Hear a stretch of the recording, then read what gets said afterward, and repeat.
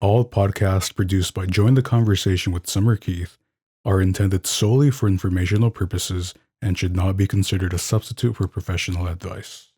She was trying to get her daughter to get off the TV and everything, and it was like 9:00, and the little girl, I'm not going to use any personal names, but anyway, she was probably 9 or 10 years old, and I heard this back and forth, and so I just went over there. Of course, this is my take on it, and just took the remote and went, boop, the TV's off, man. You guys go to bed.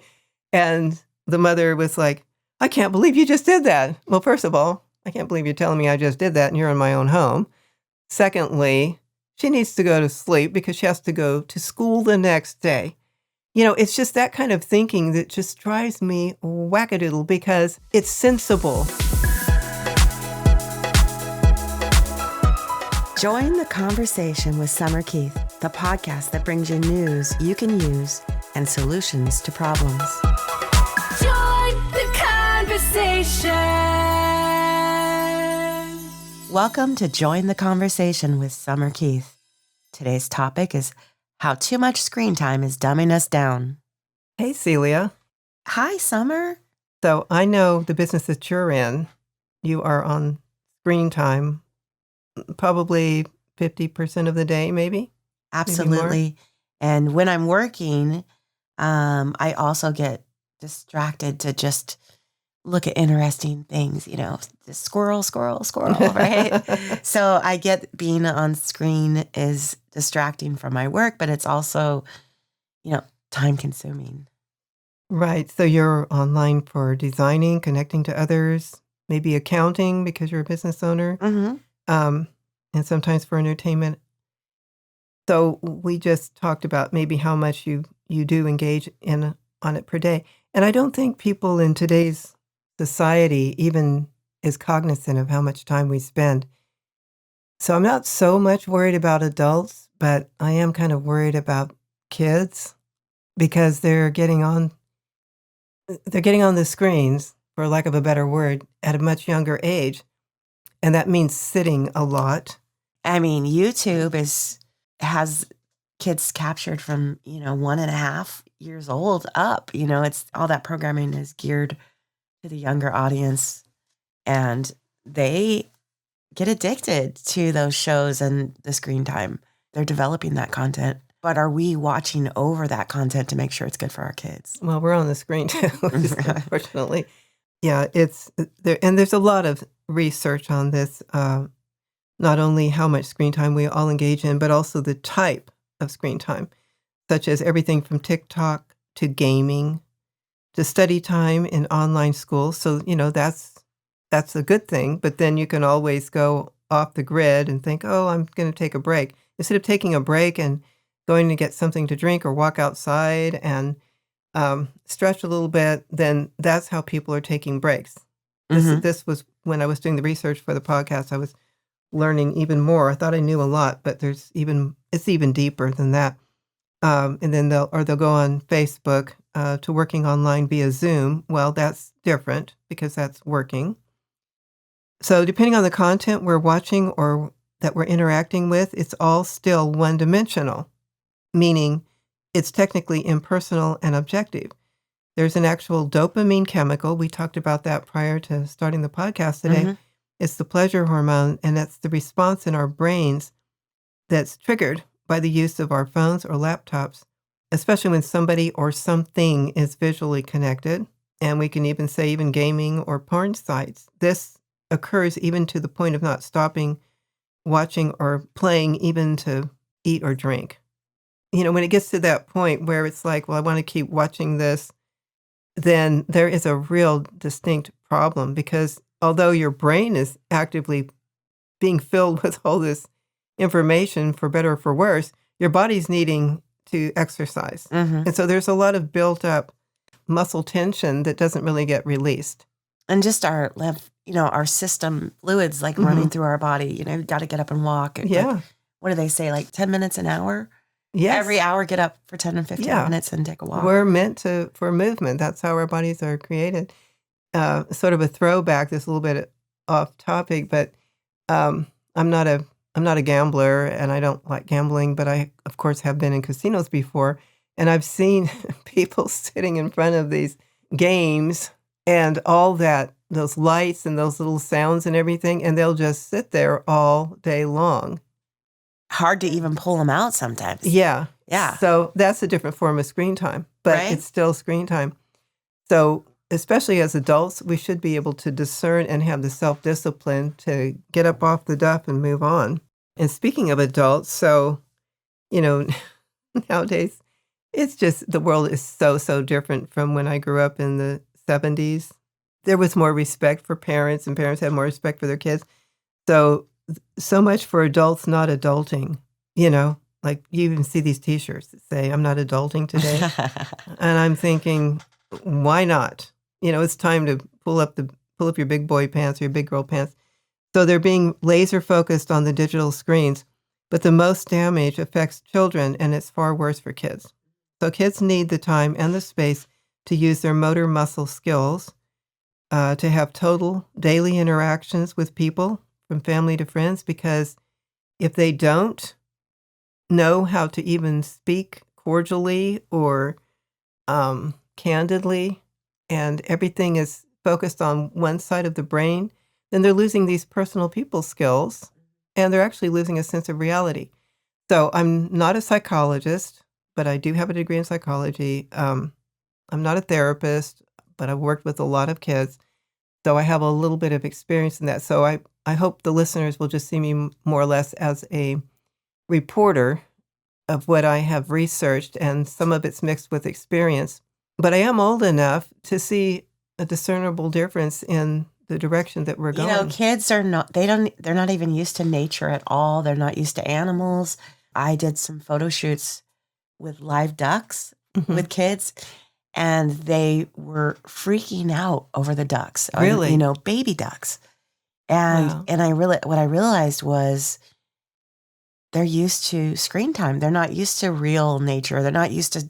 Three-dimensional. We played in the dirt. We, made mud pies. We, when we were young. collected bugs. And Mhm. I even used to hunt for snakes. Yeah. Yeah, I wasn't So- afraid of snakes either. But these kids are don't even want to get their feet dirty. It's a whole different environment that we're building, and we are responsible for building this environment for our Mhm. kids and having balance between, a limited screen time, Mhm. which might be 2 hours a day maximum.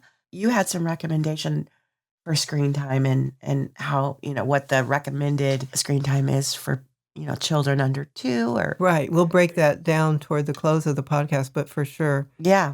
Because again, people have to think, when I say people, I'm talking about, especially people in charge of the children, caregivers, have to understand that the children's brains are still developing. Just as an example, Montessori, you've heard of that, Yeah. Montessori, learning center for kids. It was an Italian woman who came up with basically the theory, and then she put it into practice. And we're talking back in the early 1900s, I believe. I think that's right. I did study about that, decades ago. But her whole concept was, as children are developing, their brains are developing, they're using their hands, which is kinesthetic. Mm-hmm. And that's how they're learning, because it's eye-hand coordination from babies, the first things they are going to respond to is sight, smell, and touch. Mm-hmm. And so that, again, their brains are developing. So they have to have three-dimensional surroundings and environment. And if you're starting these young people, like 2, 3, 4, just put them in the corner with the screen, of course they're going to be fully engaged, because it's just very interesting, and there's sounds and colors and activity going on. But this other part of their brain, which develops coordination, for example, is going to be greatly compromised. Mm-hmm. So it really is a serious thing. And obviously, if it wasn't that serious, I wouldn't be doing this podcast, but it is an issue. Yes, and there's also the daily interactions, as I mentioned before, from family to friends to teachers, other community leaders such as church pastors, coaches. So the growing brain is constantly making neural connections for improving communication and muscle development. But if there is essentially too much screen time, including TV, Mm-hmm. Going to the movies, gaming, then those unused portions of the brain will literally wither down. This is what I've researched. This is what I found out. And it's termed as impoverished stimulation of the developing brain that suggests that kids even need the time to develop their own thoughts on external stimulus. So if you get them very fully engaged, I don't mean you, but if people have their kids, here, I'm going to cook dinner, so I want you to just sit here and just here's my phone. You can play on that phone. And if they're not developing the physical interaction along with this stimulus, like they would if they were talking to their sisters and brothers and stuff, then first of all, it's going to reduce their ability to communicate effectively with others also. And it is dumbing down. It's seriously dumbing down. And I think it might also be fostering addictions. Yeah. Because I feel like it's a form of addiction, and you're getting that dopamine hit. And it's like the monkey with the peanut, right? Yeah, So you want to yeah. get that dopamine hit.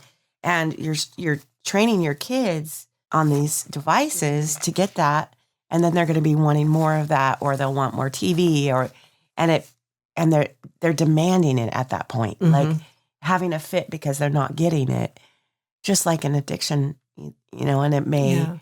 I don't know that it will, because time hasn't really shown, at years and years and years where we just started this crazy screen time epidemic. And I'll call it an epidemic because I feel like It an everyone is on their epidemic. screen. I mean, I see couples in restaurants Yeah. both on their phones. Mhm. I see kids, siblings sitting on a couch Mhm. lined up with phones. And you're right. They're not Mhm. talking to each other.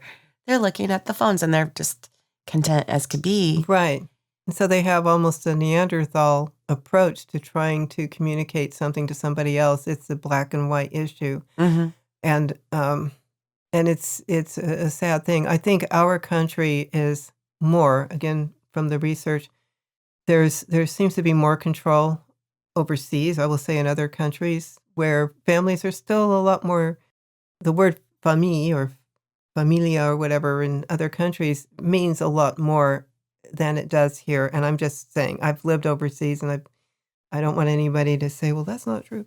It sort of is, because we seem to be a lot more distant and disengaged from our kids. And I don't think we know what we're missing I until know. it's too late, right? Mhm. That family environment was so important in keeping a balance Mhm. and making it a priority in your Right. life. I mean, and grown-ups, we're also sucked into the whole screen time, regardless. It's an escape. It's an escape. And so we're escaping into this screen time so that we don't have to have real conversations and have real relationships. Yeah. But we're missing out on the real relationship. hmm So what is more important? The real relationship is more important. So overall, the increased screen time is also associated with negative characteristics. They did a study on self-esteem. So unfortunately, there's a lower self-esteem connected to those persons who are constantly comparing, for example, the influencers that look so dynamic. Some of the influencers use those apps, and I don't know what they are because I don't use them, to take a picture of themselves, let's say, and then maybe because you Yeah, might the know. filters. Yeah, the filters. There you go. And so they'll make they can look like Ariana Grande, or they can look like Pink when she was 25. Yeah, so we all have this perfect image that we're Yeah, supposed to it's rise to. porcelain skin, thick eyelashes that are supposed to look natural and everything. So anyway, a lot of the influencers, when I was reading, when I was putting this thing together, they might have something to say, but it's usually something a lot of fluff. Mm-hmm. And so then maybe some younger teenage girls who were basically that's who I was teaching, was teens, boys and girls, are so impressionable and so easily manipulated. So they'll look at that and then they'll want to aspire to be like that, even though they know that that's using a filter, but then they think, well, maybe I can look just like this. So instead of putting the energy toward improving their personal virtues and and abilities, and maybe thinking about STEM, science, technology, engineering, math, then they're going for that visual aspect. And they're losing their soul over this. Absolutely. Yeah. And it is an issue. And I don't want to sound too, use a lot of hyperbole and just sound. We just want to have awareness. And once there's awareness, people can take it into their own hands to make some changes. Hopefully, if they use some wisdom. I know I use the word discipline all the time, but it takes discipline. It takes the maturity and the mature level to say, look, this is too much. I'm not going to let you do this. I had this was years ago, this friend of mine was staying in our house for a while because she was, not necessarily couch surfing, but anyway, she had a young daughter and they were, temporarily there, which turned into something else. But anyhow, she was trying to get her daughter to get off the TV and everything. And it was like 9:00 and the little girl, I'm not going to use any personal names, but anyway, she was probably 9 or 10 years old. And I heard this back and forth, this was before people were really engaged. I mean, there were still cell phones. And so I just went over there. Of course, this is my take on it. And just took the remote and went, boop, the TV's off, man. You guys go to bed. And the mother was like, I can't believe you just did that. Well, first of all, I can't believe you're telling me I just did that and you're in my own home. Secondly, she needs to go to sleep because she has to go to school the next day. It's just that kind of thinking that just drives me wackadoodle because it's sensible. And I don't see sensible people anymore very much. No, I take that back. Of course I do. But not as much as when I grew up, because I think about my mother and my grandmother that were women from the country, but they just were so sensible, I mean, doesn't it kind of, you see these things all the time. Yeah, it gets out, I get it. It's just, the parents are preoccupied, so with something. So, or they're worried that their kids are going to reject them. Everything's sort of topsy-turvy. You can ask people in my family, if Diana puts up with a lot, and I really don't.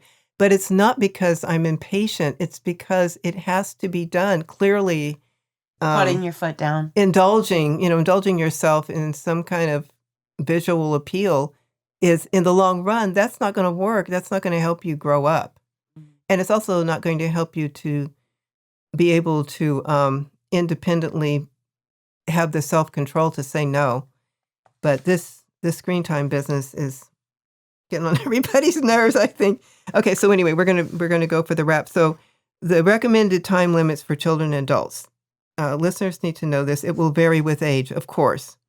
So anyway, from 0, like baby, to 24 months initially, no screen time. Of course, 18 months to 24 months, they're gonna, they're learning to talk at a year and a half or so, except for video chats with other family members or friends, and maybe some, when I'm saying screen time, there could also be like on a little tablet, if it's something cute, like Daniel Tiger. Songs, on KPBS, singing, educational. That is at their age level. Then after 2 years or so, limit to screen time with parents watching with them, which I know it's hard for parents to stop everything, but they might be doing something else at the same time. So we're talking like Sesame Street, a lot of the KPBS, or even some of the shows on baby animals is just adorable and it's sweet. So, and then 2 to 5 years old, no more than an hour a day for kids. And then 5 to 12 is quite a span, but actually no more than 2 hours a day, if possible, which may seem unrealistic for parents, but it's best for the kids so they don't become reliant on screen time for personal entertainment. And also because, again, like I mentioned before, kids are made to move because they're growing quickly. That is quite a growth spurt, especially from 2 to 5 and then from 5 to 12. Yeah. They've got to be using their bodies to run and climb and coordinate and learn coordination. And then for teens, it'll vary since so many schools now use laptops for online learning. The very last couple of years that I was teaching, I've been retired now for a while, we were, this was a school I was within my school district, but it wasn't the school I was teaching in. But they were starting the paperless district, not district, but that particular school was like a charter school. And they were going paperless. No books, nothing. Everything was laptop. Wow. I don't really know what the results have been because I'm not in that not teaching in that county. And Of they course, even not say teaching. when you write something down that The eye-hand coordination. eye-hand coordination Mhm. helps you remember it. It really does. Yeah. When I was going to college, I'm fairly smart, but I can't remember everything. And I was always going to college, and then I would go back, and then I've kept these Same. other, yeah. And so the way I would remember things and recall, and I would even tell my students, because a lot of students are not learning audibly. Let's see, there's audio. Help me out here. There's kinesthetic, there's visual, and then there's audio. So you can learn, those are like the foundations of learning, but some people are all three. They need all three activities. So anyway, for me, I would listen to a lecture. I would write everything down. Then I would type everything in. Then I would read it out loud. See, that's dedication. Yes. And a lot of kids, like I used to tell my students, I say, they say, well, I can't remember. I'd say, it is not going to fly into your head.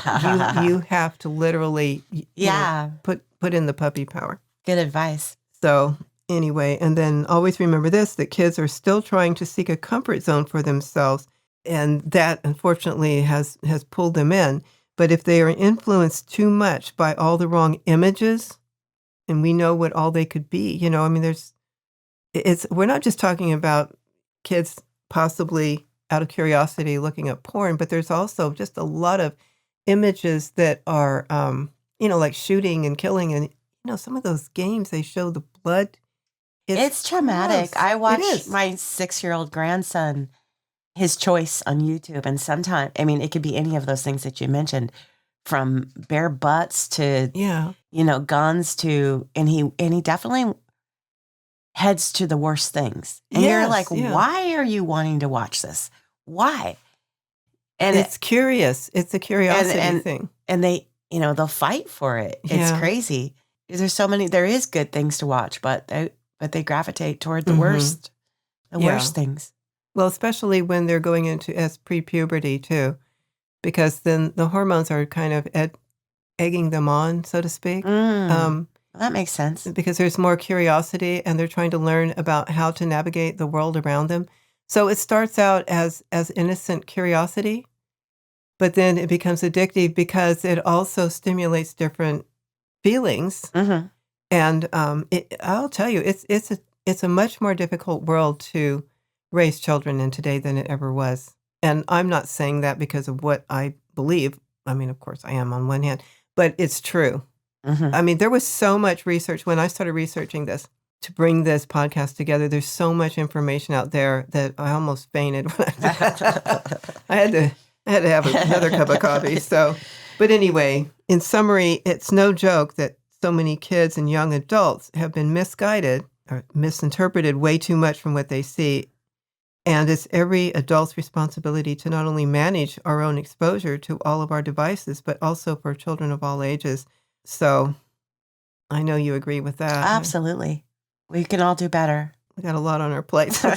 So in closing, if you'd like to know more about this topic or would like to comment on our show today, please contact us at jointheconversationwithsummerkeith.com. Would you like to add anything? No, that was a great topic, and I even learned a lot. So thank you, Summer.